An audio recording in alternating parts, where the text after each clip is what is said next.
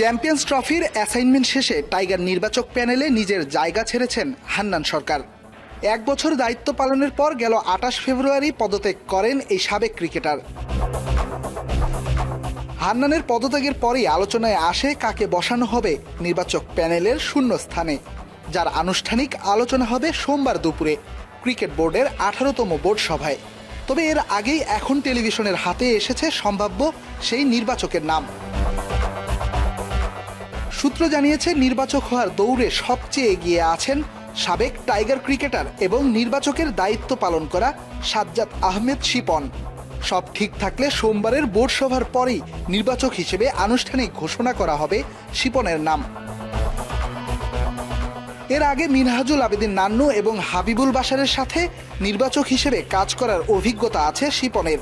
বয়সভিত্তিক দলেও কাজ করেছেন নির্বাচকের ভূমিকায়। এছাড়া বাংলাদেশ নারী দলেও নির্বাচকের দায়িত্ব পালন করেছেন বাংলাদেশের সাবেক এই ক্রিকেটার। রেদওয়ান শাওন, এখন, ঢাকা।